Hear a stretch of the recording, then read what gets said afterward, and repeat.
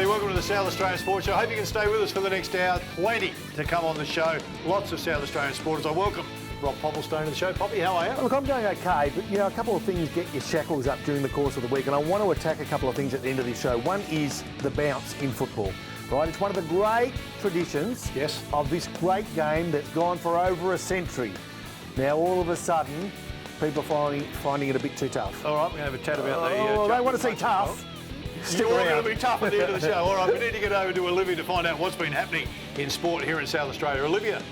Thanks, guys. The Adelaide Crows returned to the winners list over the weekend with an 80-point win over the Brisbane Lions. Charlie Cameron led the way, kicking 4 goals, and Tom Lynch was among the Crows' best, booting 3 goals.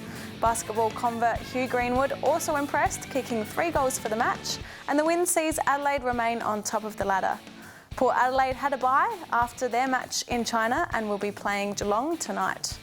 In the Sandful, Norwood defeated Glenelg on Friday night at Cooper Stadium, and on Saturday wins went to South Adelaide, the Eagles, Adelaide and Sturt. The Eagles are still on top of the ladder, remaining undefeated after 6 rounds. And 2 South Australians have been named in the Australian 21 and under team for the Netball World Youth Cup. Hannah Petty and Sasha Glasgow were selected and will travel to Perth for a training camp in early July. Despite being injured for all of the Suncorp Super Netball League season, Hannah Petty is very pleased to have been selected. The side will be led by former South Australian Institute of Sport head coach Tanya Obst. After the training camp, the team will travel to Botswana, where the Cup will be held from the 8th of July. And in ice hockey, Adelaide Adrenaline have been able to post an impressive win against the Melbourne Mustangs. The 7-3 victory also saw Greg Oddie notch up his 600th career point and the first player in league history to reach this milestone.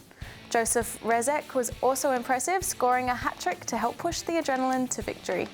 Having lost to the Mustangs just 1 week prior, the win certainly lifted spirits. The Adrenaline's next game is tomorrow evening against the Newcastle North Stars. And finally, South Australian Sports Institute divers will be looking to impress Australian selectors during the Australian Open Diving Championships. Tanika Kovchenko and Matthew Carter will be representing South Australia, and the two hope to be selected for the Australian team to compete at the World Championships later this year. Tanika will compete in the 10-metre synchro and the 10-metre individual platform, while Matthew will be busy looking to impress in the 3-metre individual springboard, 3-metre synchro, mixed 3-metre synchro, as well as the 1-metre springboard. If selected, they will be travelling to Budapest for the championships to be held between July the 14th and the 30th. That's it from me. Back to you guys. Yes, thanks, Olivia. Excellent coverage. And of course, if you want to get involved with the South Australian Sports Show, Poppy, just flick us a message on Facebook. Yep. And we'd be happy to have a look at one of your sporting clubs, organisations, see if we can help you out in some way. And to do just that, Poppy, try and get across a lot of footy, don't we? We There's do, a lot of footy that you need to get across, and so many different associations, organisations. The secret is to get yourself on the South Australian Football magazine, and the man who's involved with it, Sam Bradbrook, joins us now. Sam, how are you? Thanks for having me, guys. Too much football is not enough. Nah, never.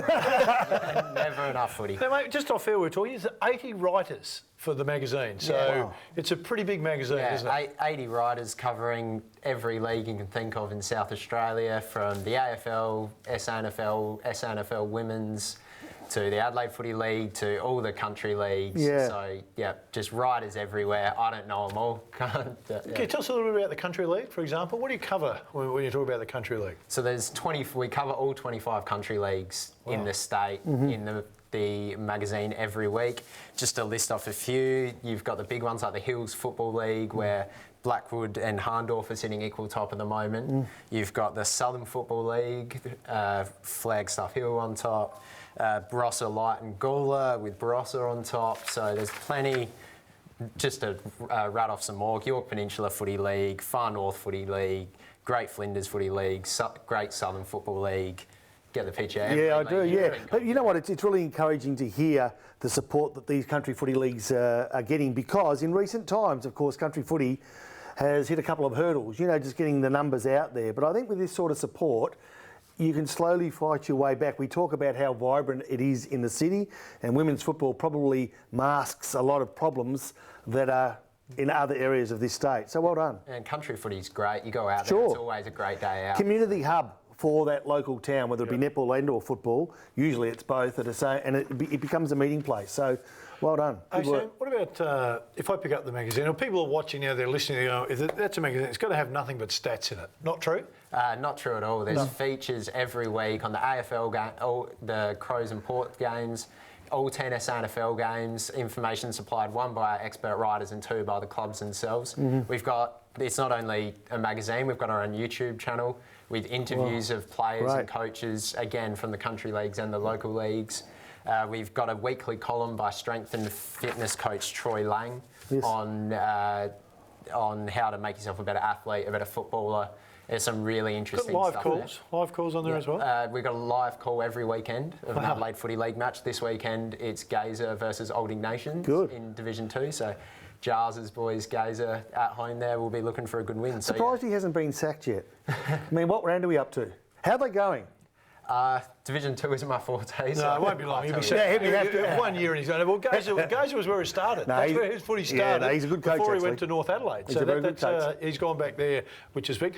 In saying that, what about feature stories? Is it feature stories in the magazine? Yeah, so like I said, feature stories on the two Adelaide AFL clubs from our experts, previewing the games, reviewing the weekends, looking at specific players.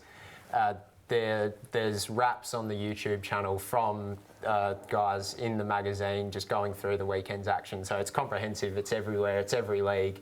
We've got it covered with the weekly, we like to call ourselves the weekly Bible of South Australian football. Good on and you. I think we do a good job. Yeah, I think you do too, Sam. The South Australian Footballer magazine. You want to get it, it is the Footy Bible. Stay with us. Plenty to come on the show.